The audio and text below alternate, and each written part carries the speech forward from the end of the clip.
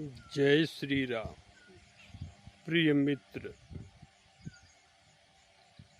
भगवान भोलेनाथ के भाव को प्राप्त करने के लिए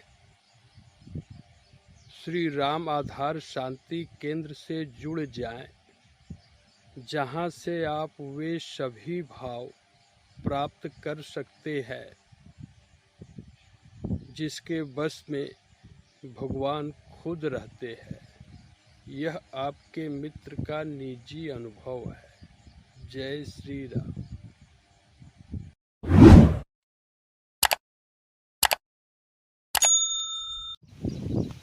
जय श्री राम। जय श्री राम। गुरु जी प्रणाम। कल्याण। गुरु जी, आपके सानिध्य में जब से प्राप्त है और जब आपके सानिध्य से प्राप्त भल ज्ञान से हमरे समझ में आल गुरु जी की संसार जगत पे कहरावा नारिये सब कुछ बाई, बाकी आपके अथुआ से मिला कि नारी पे कभी विश्वास पात्र हो ही नहीं सकती। तो गुरु जी कैसे एकल एकदम अलग अलग एकदम निष्पक्ष भाव से सही सही एकल अवगत करा देंगे संसार में। हरिओ हरिओ हरिओ। राम जी भैया, जय श्री राम। आप भगवान का मूर्तियाँ है, इनमें कोनो दूर आए नहीं। तो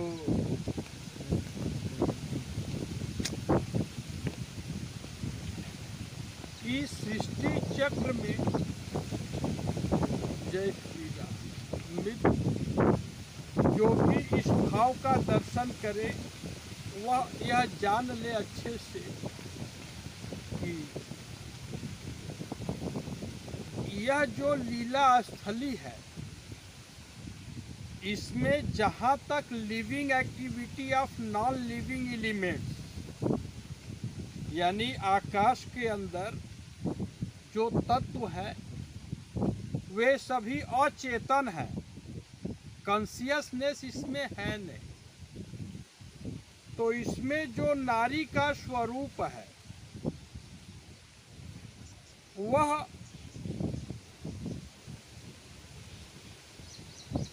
तत्व से निर्दयता की मूर्ति ही है, जो स्वरूप है। लेकिन किसी नारी के लिए जो भाव है वह श्रद्धा स्वरूपा मैया पार्वती का है।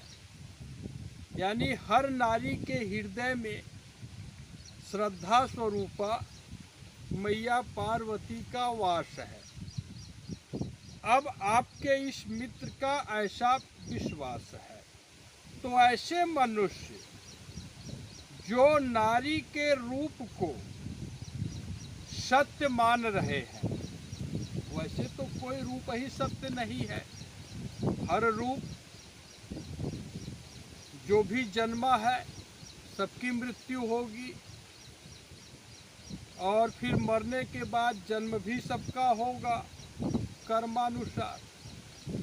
जातस्य ध्रुवो मृत्यु ध्रुवम जन्म मृतस्य च। तस्माद् परिहार्यर्थे। अब कोई रूप है वह सत्य है नहीं, लेकिन उसमें आसक्ति रखेंगे तो वह नारी मैया पार्वती की मूर्ति है, आप मान नहीं सकते।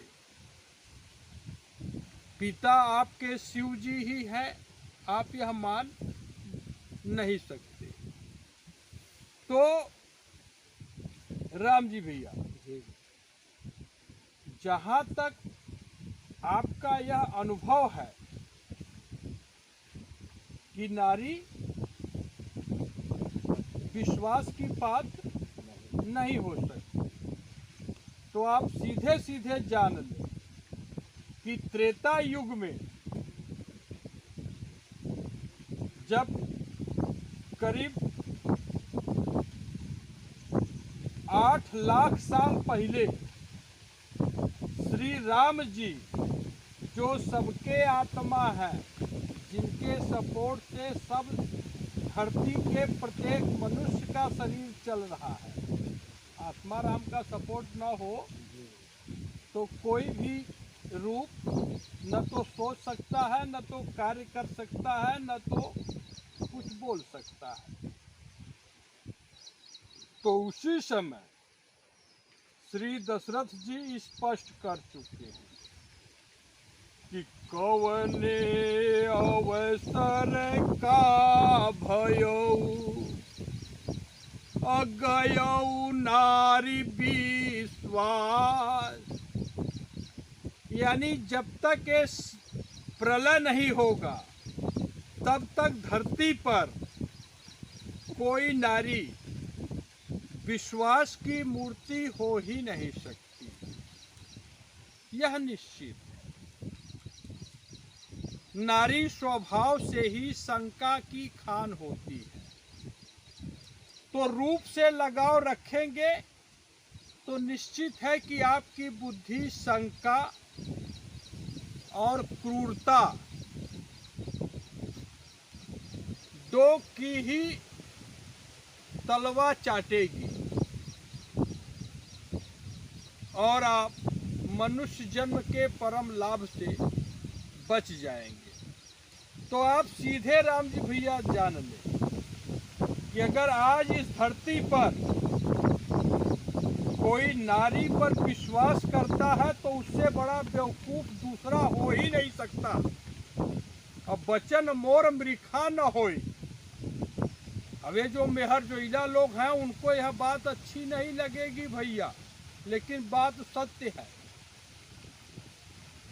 यह बात कट जाए, धरती पर कोई नारी चाहे वह किसी भी पद पर हो, शंका से उसकी बुद्धि दूर हो नहीं सकता। हाँ, कोई नारी करना चाहे तो आज अवसर है, आज अवसर है। जैसे है क्या, बाबू राम जियावन सिंह की पत्नी है। मित्र जो भी देखे इस मूर्ति को ये सीधे समझे भगवान राम ही जी है।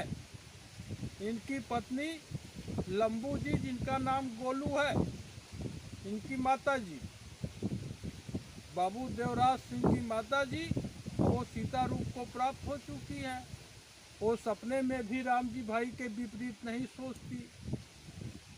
तो संत के दर्शन का यही फल होता है कि आप साक्षात श्री शिव जी और मैया पार्वती के सगुण साकार स्वरूप है। आपका वास्तविक स्वरूप श्रद्धा और विश्वास का है। यह शरीर मात्र एक साधन है जिसके द्वारा जो भी जीव, नर हो, नारी हो, नपुंसक हो, इस भाव का अनुभव कर लेगा, वह अमरता को प्राप्त कर लेगा। जन्म मरण का चक्र उसका समाप्त हो जाएगा। आप सभी का कल्याण हो, यह बाबू राम जियावन सिंह जी की जिज्ञासा रही।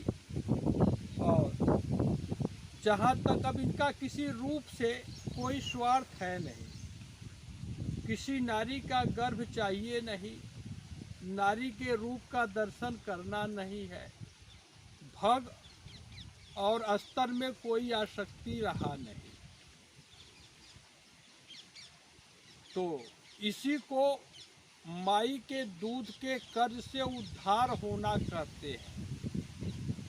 तो जो मित्र इस भाव को धारण कर लेगा वह माँ के दूध के कर्ज से भी उद्धार हो जाएगा। यह निजी अनुभव है। जय श्री राम, जय श्री राम।